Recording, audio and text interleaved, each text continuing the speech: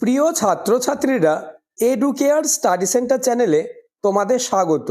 আজ আলোচনা করব উচ্চ মাধ্যমিক চতুর্থ সেমিস্টারের ছাত্রছাত্রীদের জন্য দর্শন অর্থাৎ ফিলোজফি সাবজেক্টের অতীব গুরুত্বপূর্ণ নমুনা প্রশ্ন নিয়ে।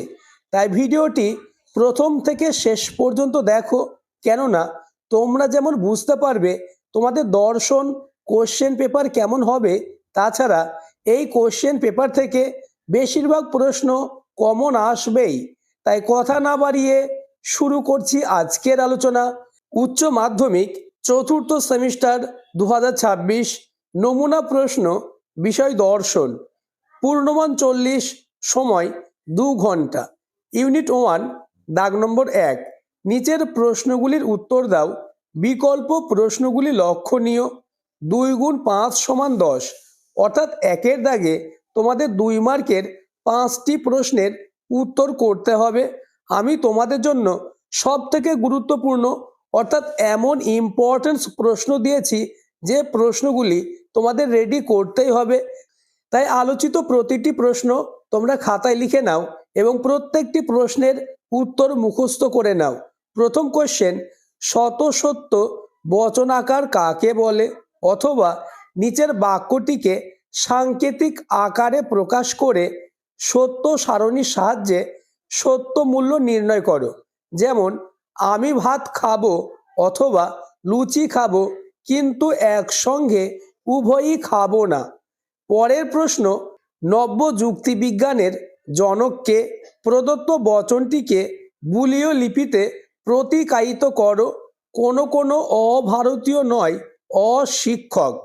অথবা বুলীয় ভাষ্য অনুসারে কোন কোন নিরপেক্ষ বচনের অস্তিত্বমূলক তাৎপর্য আছে এবং কোন কোন বচনের অস্তিত্বমূলক তাৎপর্য নেই তা লেখো। পরের প্রশ্ন, কোশ্চেন নম্বর 3, নিচের বচনগুলিকে ভেন চিত্রে রূপ দাও। নাম্বার 1, কোনো কিছুই একসঙ্গে আয়তাকার ও গোলাকার হয় না।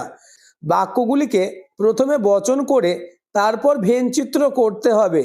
নেক্সট, সকল দার্শনিক হয় জ্ঞানী। অথবা ভেনচিত্র কখন ছায়াবৃত্ত করা হয়, উদাহরণ দাও। পরের প্রশ্ন, কোশ্চেন নম্বর 4, সত্য মূল্যের দিক থেকে বচনাকার কয় প্রকার ও কি কি? অথবা সত্য সারণীর সাহায্যে কার্ল পি ভেল কার্ল কিউ বচন আকারটির সত্য মূল্য নির্ণয় করো। এমন প্রশ্নই তোমাদের পরীক্ষায় আসবে। তাই আলোচিত প্রতিটি প্রশ্ন তোমরা খাতায় লিখে প্রত্যেকটি প্রশ্ন রেডি করে নাও। পরের প্রশ্ন, দুটি অঙ্গন বচন বিশিষ্ট যৌগিক বচনের সত্য সারণীর নিবেশন দৃষ্টান্তের সংখ্যা কত হবে এবং পি ডট কিউ কখন মিথ্যা হয়? অথবা সাত্ত্বিক শ্রেণী কাকে বলে? উদাহরণ দাও। নেক্সট, দাগ নম্বর 2, নিচের 4টে প্রশ্নের মধ্য থেকে যে কোনো 2টি প্রশ্নের উত্তর দাও। অর্থাৎ 2-এর দাগে তোমাদের 3 মার্কের 2টি প্রশ্নের উত্তর করতে হবে। প্রথম কোশ্চেন, নিষেধক বচন কাকে বলে? নিষেধক বচনকে সত্যাপেক্ষ বচন বলে কেন? পরের প্রশ্ন, বস্তুগত সমমানতা ও যৌক্তিক সমমানতার মধ্যে পার্থক্য করো। পরের প্রশ্ন, সত্য সারণীর সাহায্যে সত্য মূল্য নির্ণয় করো। কার্ল পি ভেল ফার্স্ট ব্র্যাকেটের মধ্যে পি ডট কিউ হর্ষু curl Q. Next, question number 4, ফলস্তম্ভ বলতে কি বোঝো? উদাহরণ দাও।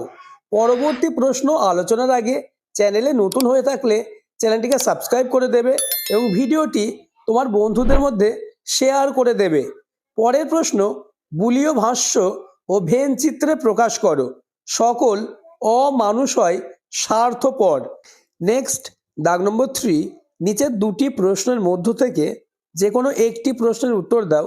6 গুণ 1 সমান 6, অর্থাৎ তোমাদের পাশ্চাত্য দর্শন থেকে 3-এর দাগে একটি 6 মার্কের প্রশ্নের উত্তর করতে হবে। প্রথম কোশ্চেন, মিলের সহ পরিবর্তন পদ্ধতিটি আলোচনা করো। এর সংজ্ঞা, আকার, দৃষ্টান্ত, 2টি সুবিধা ও 2টি অসুবিধা লেখো।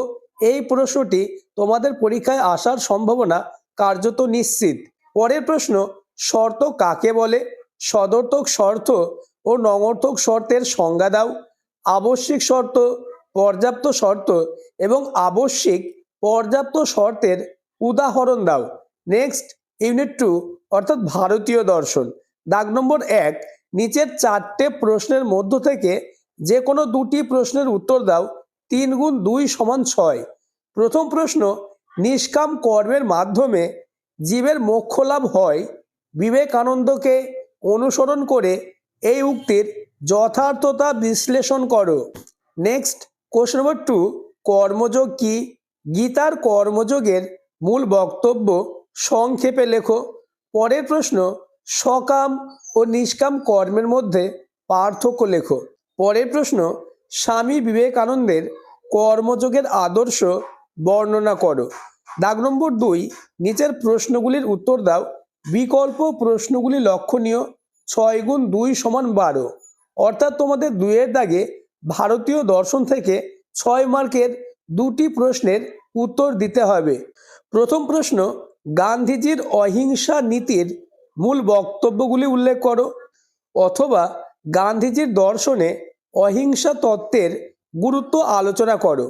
পরের প্রশ্ন, রবীন্দ্রনাথের মতে মানুষ কিভাবে তার জীব সত্তাকে অতিক্রম করে মানব সত্তা বা বিশ্ব সত্তাকে অর্জন করতে পারে তা আলোচনা করো, অথবা মানবতাবাদ কি?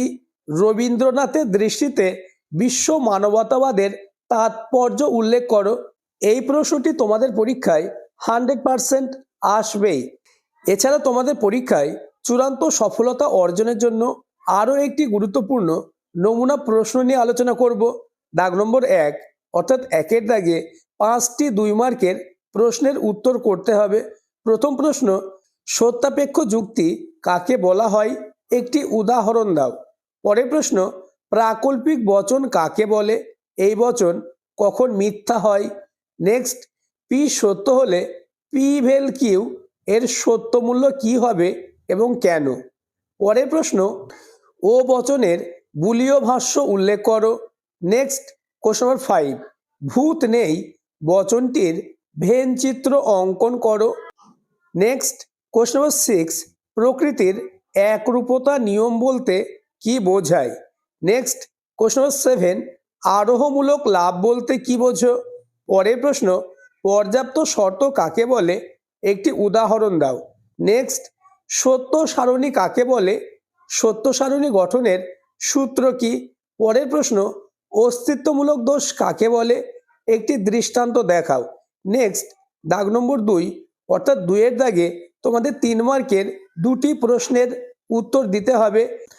এই প্রশ্নগুলি আলোচনার আগে আবার বলবো, চ্যানেলে নতুন হয়ে থাকলে চ্যানেলটিকে সাবস্ক্রাইব করে দেবে এবং ভিডিওটি তোমার বন্ধুদের মধ্যে শেয়ার করে দেবে। প্রথম প্রশ্ন, কারণ ও শর্তের মধ্যে পার্থক্য উল্লেখ করো। পরের কোশ্চেন, অস্তিত্বমূলক তাৎপর্য বলতে কি বোঝায়? উদাহরণ সহ উল্লেখ করো। আলোচিত প্রতিটি প্রশ্ন মোস্ট ইম্পর্টেন্স, তাই আলোচিত প্রতিটি প্রশ্ন তোমাদের মুখস্থ করতেই হবে, কেননা এই প্রশ্নগুলি থেকে বেশিরভাগ প্রশ্ন তোমাদের পরীক্ষায় হুবহু কমন আসবেই। পরের প্রশ্ন, সত্য সারণীর সাহায্যে সত্য মূল্য নির্ণয় করো। পরের প্রশ্ন, কিছু মানুষ অসুখী এবং সকল অমানুষ হয় স্বার্থপর।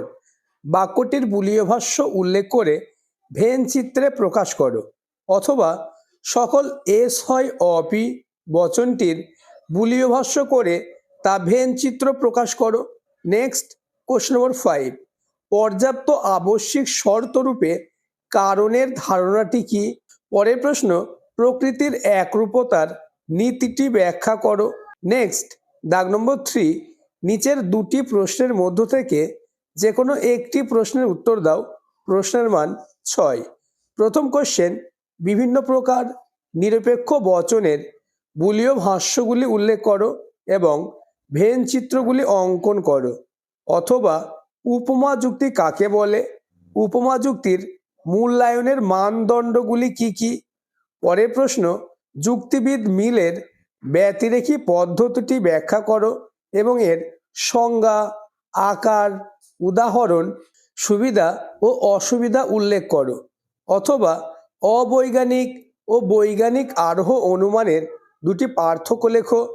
অবৈজ্ঞানিক বা লৌকিক আরোহ অনুমানের ব্যবহারিক মূল্য বা প্রয়োগ সম্বন্ধে একটি টিকা লেখো। নেক্সট, ইউনিট 2, দাগ নম্বর 1। প্রথম কোশ্চেন, কর্মযোগ বলতে কি বোঝায়? অথবা বিবেকানন্দের মতে মানুষ কেন মুক্তি কামনা করে? পরের প্রশ্ন, রবীন্দ্রনাথের মতে জীব সত্তা ও মানব সত্তার পার্থক্য উল্লেখ করো। অথবা সকাম ও নিষ্কাম কর্মের মধ্যে পার্থক্য আলোচনা করো। নেক্সট, কোশ্চেন নম্বর 3, গান্ধীজির মতে অহিংসা কি? পরের প্রশ্ন, কোশ্চেন নম্বর 4, সত্য ও অহিংসার সম্পর্ক উল্লেখ করো। অথবা রবীন্দ্রনাথের মানবতাবাদী ভাবনার কয়েকটি উৎস উল্লেখ করো। নেক্সট, দাগ নম্বর 2, নিচের 3টে প্রশ্নের মধ্য থেকে যে কোনো 2টি প্রশ্নের উত্তর দাও। 6 গুণ 2 সমান 12। প্রথম প্রশ্ন, রবীন্দ্রনাথ ঠাকুরের মানবতাবাদী দর্শনের মূল উৎসগুলি আলোচনা করো। পরের প্রশ্ন, স্বামী বিবেকানন্দকে অনুসরণ করে কর্মযোগের মূল আদর্শটি ব্যাখ্যা করো। নেক্সট, এবং আজকের আলোচনার লাস্ট কোশ্চেন, সর্বোদয় বলতে গান্ধীজি কি বুঝিয়েছেন? সর্বোদয়ের বৈশিষ্ট্যগুলি উল্লেখ করো। আলোচিত প্রতিটি প্রশ্ন খুবই গুরুত্বপূর্ণ, তাই পরীক্ষার আগে প্রতিটি প্রশ্ন মুখস্থ করে নাও, তাহলেই দর্শন সাবজেক্টে 40-এ 40 হবে তোমার হাতের মুঠোয়।